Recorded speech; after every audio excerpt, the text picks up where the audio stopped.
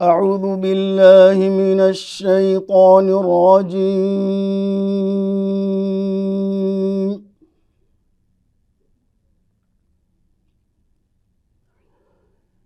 بسم الله الرحمن الرحيم أفرأيت الذي تولى وأعطى قليلا وأكدى عنده علم الغيب فهو يرى أم لم ينبئ بما في صحف موسى أفرأيت الذي تولى وأعطى قليلا وأكدى عنده علم الغيب فهو يرى أم لم ينبئ بما في صحف موسى وإبراهيم الذي وفى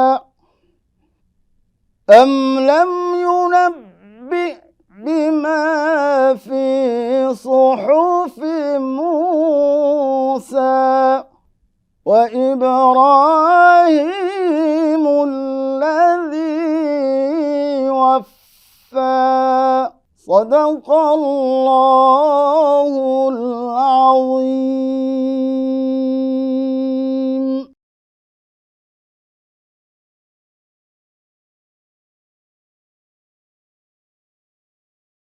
সূরা আন-নাজম আয়াত ৩৩ থেকে ৩৭। তুমি কি দেখিয়াছ সেই ব্যক্তিকে যে মুখ ফিরাইয়া লয় এবং দান করে সামান্যই পরে বন্ধ করিয়া দেয়? তাহার কি অদৃশ্যের জ্ঞান আছে যে সে প্রত্যক্ষ করে? তাহাকে কি অবগত করা হয় নাই যাহা আছে মুসার কিতাবে এবং ইব্রাহিমের কিতাবে, যে পালন করিয়াছিল তাহার দায়িত্ব?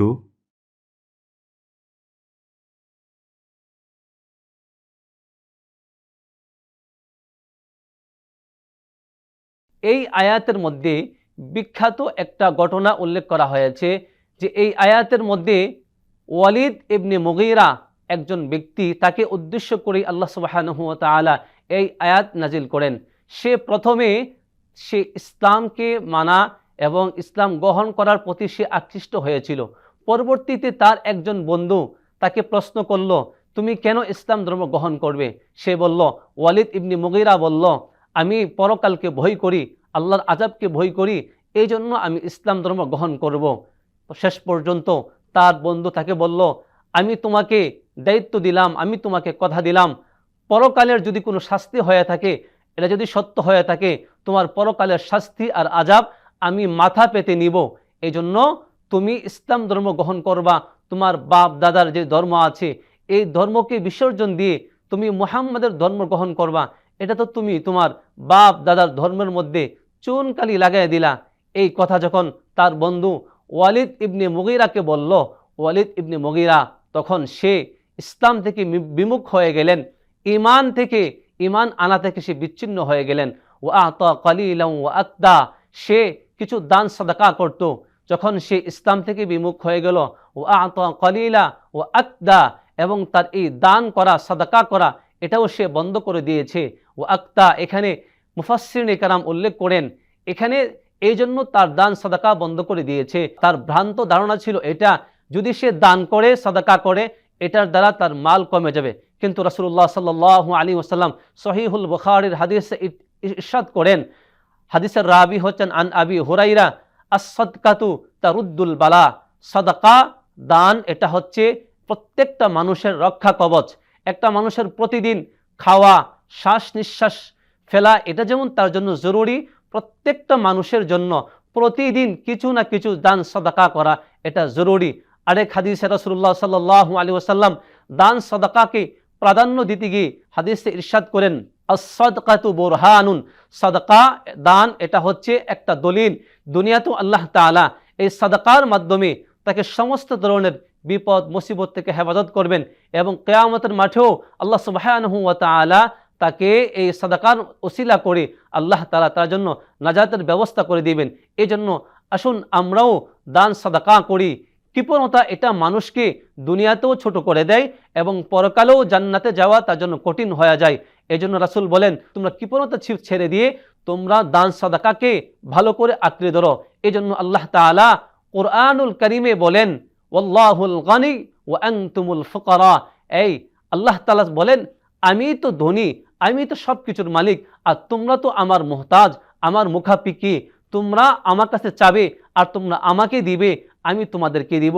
তোমাদের সাধ্য অনুযায়ী যখন তোমরা আমার রাস্তায় আমাকে দান করবা, আমি আল্লাহ সুবহানাহু ওয়া তাআলা তোমাদেরকে আমার সাধ্য অনুযায়ী, আমি যেমন রব আমার শান অনুযায়ী তোমাদেরকে দান করব।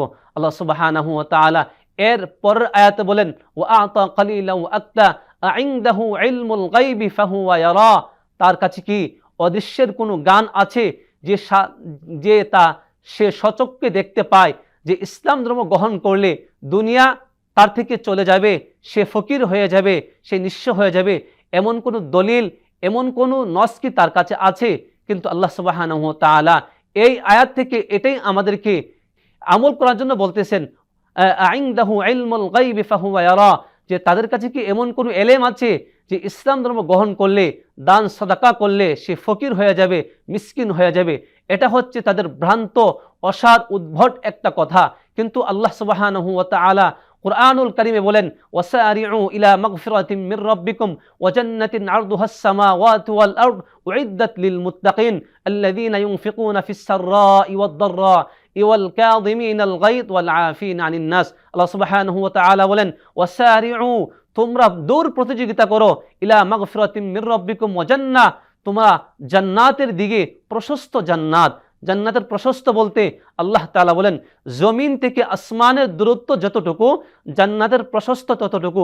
সুতরাং যারা মুত্তাকি তারা যেন জান্নাতের দিকে প্রতিযোগিতা করে, আর তারা যেন তাদের সচ্ছল এবং অসচ্ছল অবস্থায় গোপনে এবং প্রকাশ্যে যেন তারা দান সাদাকা করে। এটা হচ্ছে মুত্তাকিদের একটা গুণ।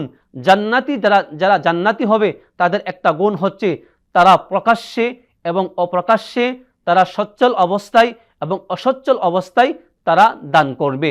আল্লাহ সুবহানাহু ওয়া তাআলা এর পরের দুই আয়াতে বলেন, আইনদাহু ইলমুল গায়বি ফাহুয়া ইয়ারা আম লাম ইউনাব্বা বিমা ফি সুহুফি মূসা ওয়া ইব্রাহিম আল্লাযী ওয়াফা। আল্লাহ সুবহানাহু ওয়া তাআলা এই দুই আয়াতের মধ্যে আল্লাহ তাআলা ইঙ্গিত ইশারা করতেছেন, তাদের সামনে কি মূসার সহিফাকে আলোচনা করা হয়নি এবং তাদের সামনে কি ইব্রাহিম খলিলুল্লাহ সহিফার কথা আলোচনা করা হয়নি? আমি আল্লাহ তাদেরকে যে কিতাব দিয়েছিলাম, মূসা এবং ইব্রাহিম তারা পরিপূর্ণভাবে তারা সেই কিতাবের উপর আমল করেছে। এই কিতাবের মধ্যে মুফাসসিরিন কিরাম বলেন এই কিতাব পরিপূর্ণভাবে এই কিতাবের উপরে ইব্রাহিম আলাইহিস সালাতু ওয়াস সালাম দাওয়াত দিয়েছেন। হাদিস তাফসীরের কিতাবে আছে ইব্রাহিম আলাইহিস সালাতু ওয়াস সালামকে আল্লাহ তাআলা 70টা পরীক্ষা করেছিলেন এবং প্রত্যেকটা পরীক্ষায় উনি গোল্ডেন প্লাস পেয়ে উত্তীর্ণ হয়েছেন। এবং তারপরও ইব্রাহিম আলাইহিস সালাতু ওয়াস সালাম তাগুতের কাছে মাথা নত করেন নাই। যখন ইব্রাহিম আলাইহিস সালাতু ওয়াস সালামের বাবা মা, তার আশপাশে যারা ছিল, পৃথিবীতে প্রত্যেকটা মানুষ ইব্রাহিমের বিপক্ষে ছিল, তারপরেও ইব্রাহিম আলাইহিস সালাতু ওয়াস সালাম এক আল্লাহ তাআলার সাক্ষী দিয়েছেন, এক আল্লাহ তাআলার দাওয়াত দিয়েছেন, আর তাগুত আর বাতিলের সামনে মাথা নত করেন নাই। এজন্য আল্লাহ সুবহানাহু ওয়া তাআলা আমাদেরকে সে উপদেশ দিয়েছেন, তোমরা মূসা এবং ইব্রাহিমের অনুসরণ করো। তারা যেই পৃথিবীবাসীকে দাওয়াত দিয়েছে, তোমরাও সেই দাওয়াতকে আঁকড়ে ধরো। তোমরা কখনো কোরআনের সামনে মাথা নত, কোরআনকে পিছে রেখে, কোরআনকে দূরে সরিয়ে দিয়ে তোমরা বাতিলের সামনে, তাগুদের সামনে তোমরা কখনো মাথা নত করবা না। এজন্য আল্লাহ সুবহানাহু ওয়া তাআলা বলেন ইলাহুকুম ইলাহু ওয়াহিদ, এক আল্লাহ, এক আল্লাহ আছেন, এক আল্লাহ থাকবেন, এক আল্লাহই আমাদের মালিক, এক আল্লাহই আমাদের রিজিকের মালিক। আল্লাহ সুবহানাহু ওয়া তাআলা বলেন, তোমরা আমার ফাফিররু ইলাল্লাহ, তোমরা আমার কাছেই আসবে, তোমরা আমার কাছেই আসবে। আমি আল্লাহ তোমাদেরকে আবার সেই মাটি থেকে আবার তোমাদেরকে তুলবো এবং হাসরের মাঠে আবার তোমাদেরকে তুলবো। আমি আল্লাহই তোমাদের জন্য জান্নাতের ব্যবস্থা করব। আমি আল্লাহ দুনিয়াতেও আছি, পরকালেও থাকবো, জান্নাতেও তোমাদেরকে থাকবো।